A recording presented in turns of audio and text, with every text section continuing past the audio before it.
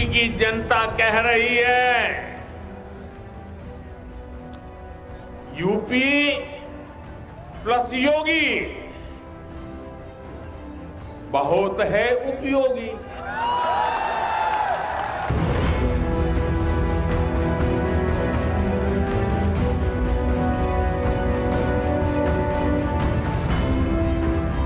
नेतृत्व की कसौटी क्या होनी चाहिए, ये प्रधानमंत्री जी ने दुनिया के नेताओं के सामने साबित किया है, अपनी कार्य क्षमता के माध्यम से, अपनी कर्मठता के माध्यम से, अपनी संवेदनशीलता के माध्यम से।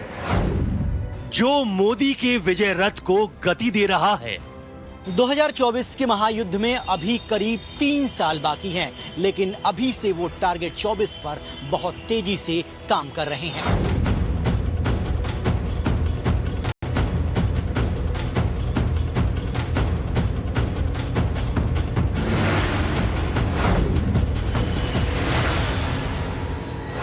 जो मोदी के लिए एक्शन में है।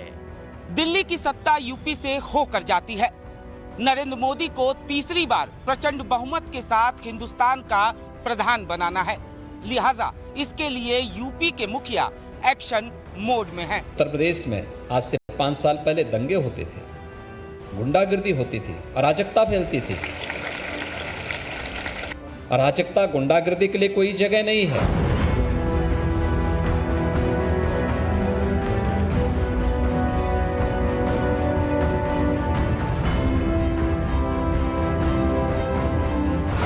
जो धर्म ध्वजा लेकर आगे बढ़ रहे हैं, वो धर्म ध्वजा लेकर आगे बढ़ रहे हैं। 2024 में मोदी की जीत की पटकथा लिख रहे हैं।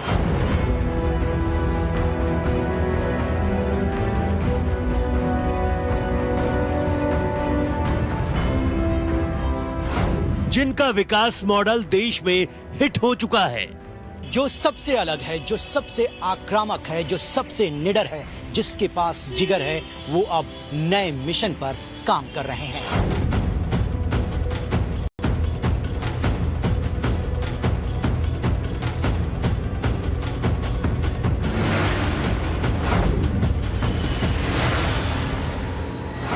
क्योंकि मोदी को उन पर भरोसा है। आखिर राजनीति के इस नए नायक पर नरेंद्र मोदी को इतना भरोसा क्यों है?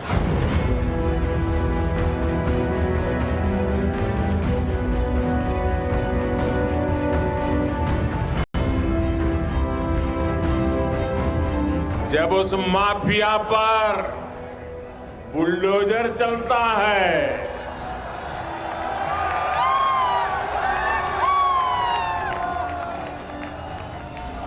बुलडोजर तो गैर कानूनी इमारत पर चलता है, लेकिन दर्द उसको पालने पोसने वालों को होता है। योगी के माइंड में क्या चल रहा है? मोदी 2022 में महाविजेता बन सके, इसके लिए योगी किस सीक्रेट मिशन पर काम कर रहे हैं? आखिर उनके दिमाग में चल क्या रहा है?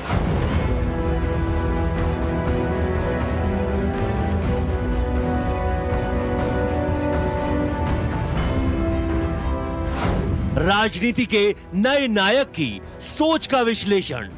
अगले 1 घंटे में हम राजनीति के नए नायक यानी योगी आदित्यनाथ की सोच का विश्लेषण करेंगे, साथ ही उनके नेक्स्ट पॉलिटिकल प्लान का खुलासा करेंगे। एक फिल्म आई थी नायक, अनिल कपूर की, जो भूमिका निभाई थी, वही सेम भूमिका जो है योगी जी निभा रहे हैं। और निर्णय में उनका निर्णय होता है बहुत अंतिम और सही होता है।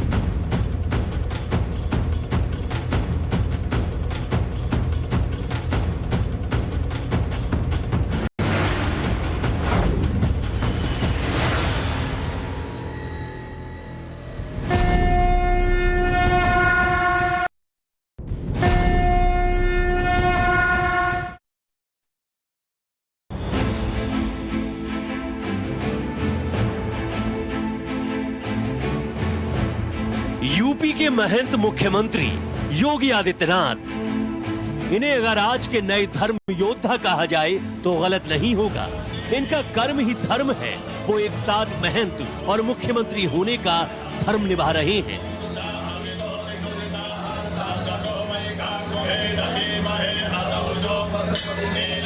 काशी वासियों का ये सौभाग्य है, काशी हमारी दुनिया की सबसे प्राचीन आध्यात्मिक और सांस्कृतिक नगरी के रूप में तो है ही, लेकिन काशी आज इस देश को नेतृत्व भी दे रही है। ये काशी का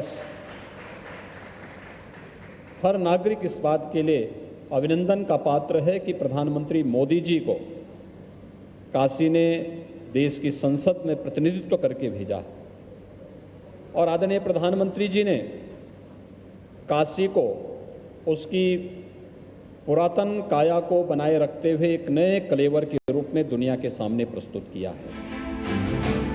भगवाधारी योगी आदित्यनाथ, गोरखनाथ मठ के महंत योगी आदित्यनाथ धर्म का वो पताका लेकर निकले हैं जहां संप्रदाय और समुदाय के आधार पर कोई भेदभाव नहीं है।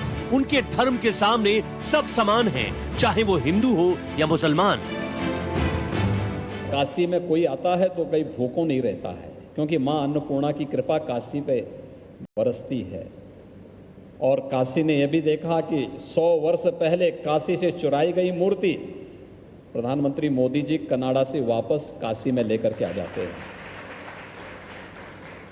काशी विश्वनाथ धाम इतना भव्य रूप प्रधानमंत्री मोदी जी के मार्गदर्शन और नेतृत्व में आज बनकर के तैयार हुआ है। योगी को जो बात क्रूसेडर यानी धर्म योद्धा बनाती है वो है हिंदू धर्म में उनकी गहरी आस्था और मान्यता। योगी सभी धर्मों का समान सम्मान करते हैं, लेकिन खुद की आस्था और भक्ति को छिपाते नहीं, उसका भी वो खुलकर इजहार करते हैं। भारत की जनता राम के बगैर कोई काम नहीं करती है। जब आपस में मिलती है तो राम राम कहती है। घर में कोई काम होता है तो राम नाम का जप करती है, और जब किसी परिजन की अंतिम यात्रा भी निकालती है तो फिर राम नाम सत्य है के साथ ही उस यात्रा को भी आगे बढ़ाने का कार्य करती है। राम के बगैर भारत का कोई काम ही नहीं, और जो रामद्रोही हैं उनके अभी भारत में कोई काम नहीं। देश में एक दौर था जब भगवा से लोगों को बैर सा था, लेकिन योगी आदित्यनाथ ने अब इसे एक ब्रांड बना दिया है। अब हिंदुओं की आस्था की एक पहचान है ये। यही भगवा वस्त्र योगी की ताकत है, इसी को पब्लिक पसंद करती है। योगी का यही वो भगवा है, यही वो धर्म है जिससे उन्हें लगातार दूसरी बार लखनऊ के सिंहासन पर पहुंचाया है। सबका साथ, सबका विकास। उन्होंने कोई जाति, कोई मत, कोई मजहब, कोई क्षेत्र, कोई भाषा की बात नहीं कही। सबके कल्याण के लिए 2 शब्द दे दिए, सबका साथ, सबका विकास। और आपने देखा होगा जितनी योजनाएं चली उसी को केंद्र में रख करके वो योजनाएं आगे बढ़ती गई। कोई योजना जाति, मत, मजहब, क्षेत्र, भाषा के आधार पर नहीं है। पूरे देश को केंद्र में रखकर, गांव को केंद्र में रखकर, गरीब को केंद्र में रखकर, महिलाओं को केंद्र में रखकर, नौजवानों को केंद्र में रखकर उन योजनाओं को लागू किया गया। यूपी के मुख्यमंत्री योगी आदित्यनाथ कहते हैं कि वो उत्तर प्रदेश में राम राज्य लाने के लिए अग्रसर हैं। उनके अनुसार राम राज्य मतलब ऐसा प्रदेश जहां पर किसी के साथ कोई भेदभाव नहीं हो, किसी के सामने कोई अभाव नहीं हो, बुराई और अपराध की प्रदेश में कोई जगह नहीं हो। ऐसा प्रदेश बनाना चाहते हैं योगी आदित्यनाथ। हिंदुत्व, धर्म और राष्ट्रवाद, योगी में यही वो बात है जो उन्हें दूसरे नेताओं से अलग बनाती है।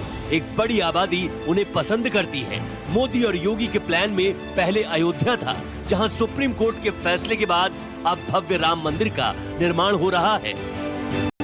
उधर काशी में ज्ञानवापी मस्जिद का सर्वे हो रहा है।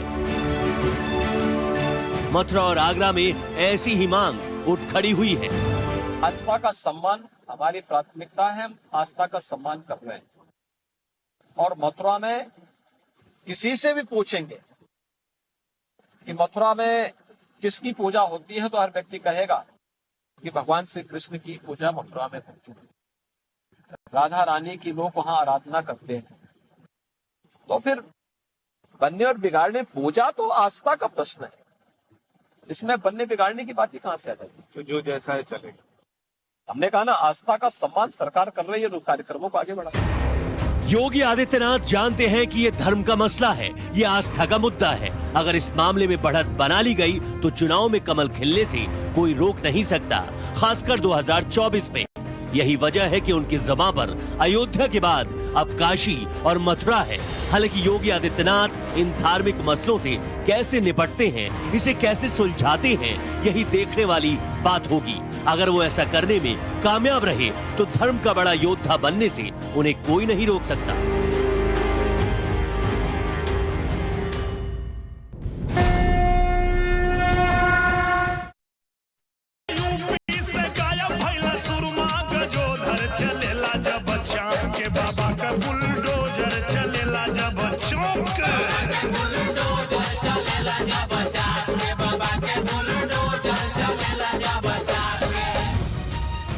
योगी ने एक मशीन को मारक बना दिया, बुलडोजर को अपराध के खिलाफ ब्रांड बना दिया, माफिया में बुलडोजर का खौफ भर दिया और सूबे में कानून व्यवस्था को नया शिफ्ट दिया।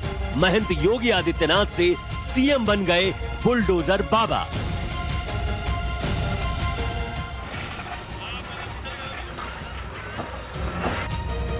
बस योगी का ऑर्डर हुआ और बुलडोजर अपने मिशन पर निकल पड़ा। फिर क्या अपराधी, क्या माफिया और क्या बड़े बड़े गैंगस्टर, सबको रौंदने लगा बाबा का bulldozer.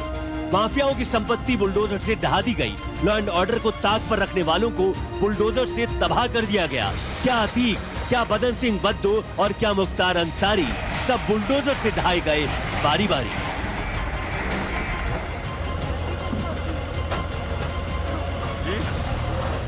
Bulldozer law and order का अस्त्र बन गया। यूपी के माफिया में बुलडोजर का खौफ भर गया। बुलडोजर के डर से सरेंडर होने लगे। बुलडोजर के डर से अपराधी पुलिस के सामने रोने लगे। कानून तोड़ने वालों में बुलडोजर का ऐसा डर बैठ गया कि कई गुंडों ने अपराध का रास्ता ही छोड़ दिया।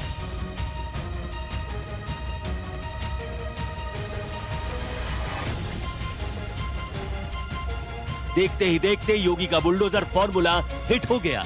योगी बुलडोजर से कानून का राज कायम करने वाले नायक बन गए। कैसे यूपी के बड़े बड़े गैंगस्टर के खिलाफ बुलडोजर का एक्शन हुआ, अब जरा वो भी देखिए। शुक्रवार को यूपी के बलरामपुर में माफिया अपराधी रिजवान जहीर की 3,26,63,779 रुपए की संपत्ति कुर्क और जब्त की गई। इसमें आलीशान कोठी और उसमें मिला सामान शामिल है। बाकायदा माइक के जरिए अधिकारियों ने नियमों की मुनादी की और पुलिस ने संपत्ति पर एक्शन लिया। ख्यात गैंगस्टर रिजवान जहीर द्वारा अपराध से अर्जित संपत्तियों में से जनपद बलरामपुर में अर्जित भूखंड, कोठी में सामान तथा state bank Tulsipur, Punjab national bank Tulsipur के खाते जब्त किए गए। जब्त की गई संपत्ति लगभग 4 करोड़ की है। जब्ती की कार्रवाई अभी भी प्रचलित है। कुख्यात माफिया अपराधी अतीक अहमद, मुख्तार अंसारी और उनके सहयोगी माफियाओं की 69 करोड़ 31 लाख रुपए की अवैध संपत्ति को जब्त और ध्वस्त किया जा चुका है। माफिया मुख्तार अंसारी की बेनामी भू संपत्ति 3 करोड़ 50 लाख रुपए की जब्त की गई। 7 अप्रैल 2022 समाजवादी पार्टी के विधायक शहजिल इमाम के अवैध जमीन पर बनाए पेट्रोल पंप को बुलडोजर से ढहाया गया। 3 अप्रैल 2022 लखनऊ में मनीष गुप्ता हत्याकांड के आरोपी के घर बुलडोजर चला। 3 अप्रैल 2022 कासगंज में अवैध निर्माण को बुलडोजर से ढहाया गया। 29 मार्च 2022 अलीगढ़ के महेशपुर बरहेती में अवैध निर्माण ध्वस्त किए गए। 27 मार्च 2022 सरकारी जमीन पर दबंगों के अतिक्रमण को बुलडोजर से गिराया गया। 15 मार्च 2022 मेरठ में 2.5 लाख के नामी बदन सिंह उर्फ बद्दू और उसके साथियों की अवैध संपत्ति पर बुलडोजर चला। ये तो महज कुछ आंकड़े हैं। योगी के बुलडोजर ने अपराधियों, माफियाओं के अलावा अवैध अतिक्रमण करने वालों की कई बिल्डिंग्स को भी बुलडोजर के प्रहार से मलबे के ढेर में तब्दील कर दिया। इसके अलावा प्रदेश में गैंगस्टर के खिलाफ भी सख्त एक्शन लिया गया। 1 जनवरी 2022 से 31 मार्च 2022 तक गैंगस्टर एक्ट के तहत 870 मुकदमे दर्ज कर 128 करोड़ रुपए की धनराशि से ज्यादा की संपत्ति को जब्त किया गया। 2 अप्रैल 2022 से 22 अप्रैल 2022 तक 131 मुठभेड़ में एक अभियुक्त की मौत, 116 अपराधी घायल और 258 अपराधियों को गिरफ्तार किया गया। यहाँ ये आंकड़े गिनाने इसलिए जरूरी हैं ताकि ये पता चल सके कि कानून व्यवस्था के मोर्चे पर योगी सरकार खुद किसी बुलडोजर से कम काम नहीं कर रही। एक तरफ बुलडोजर है तो दूसरी तरफ योगी का सख्त एक्शन। बड़ी बात यह है कि आगे भी योगी का बुलडोजर इसी रफ्तार से दौड़ने वाला है। योगी सरकार का 1 महीना पूरा होने पर जब हमने यूपी के ADG law and order Prashant Kumar से बातचीत की थी तो उन्होंने इसका संकेत दिया था।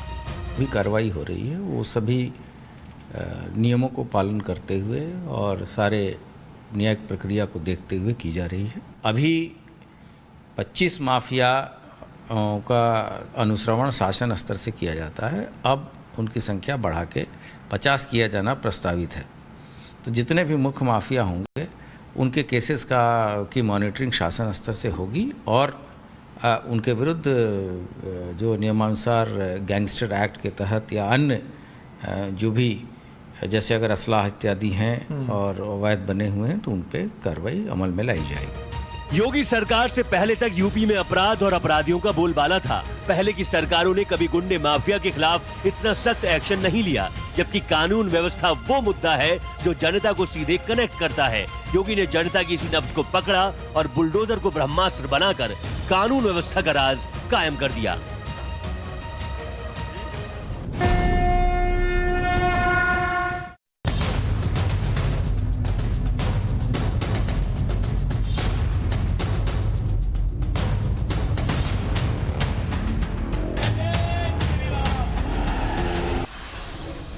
राजनीति के गेम में योगी हमेशा फ्रंट फुट पर खेलते हैं।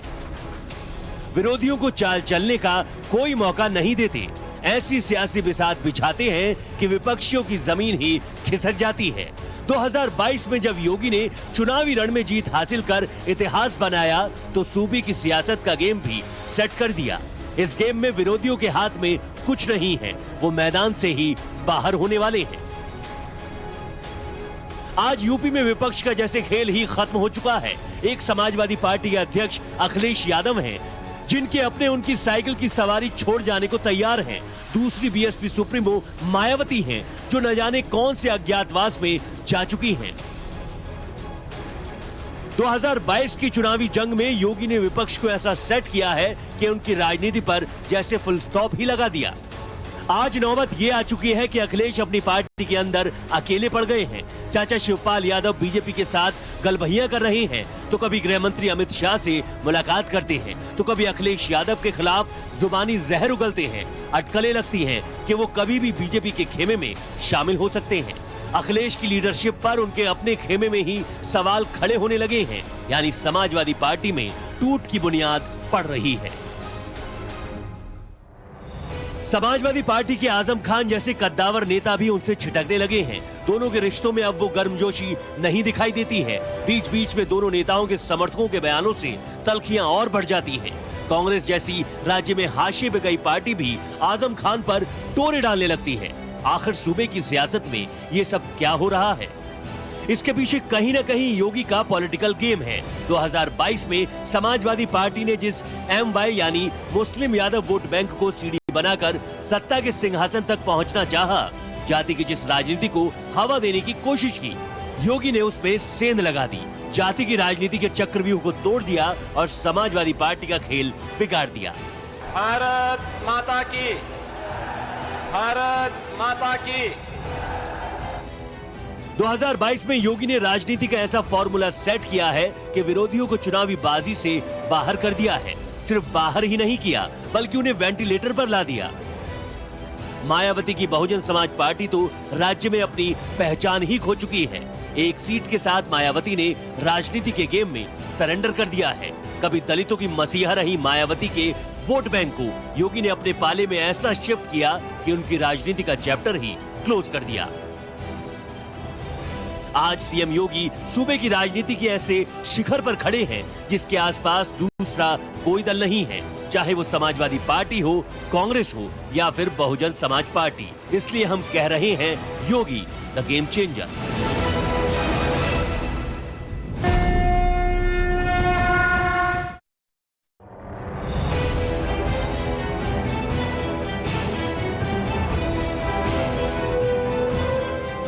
योगी का मैसेज लाउड एंड क्लियर है। चाहे वो सरकारी अधिकारी हो या फिर कर्मचारी, मंदिर हो या मस्जिद हो, सरकारी स्कूल हो या मदरसा हो, कानून सबको मानना होगा।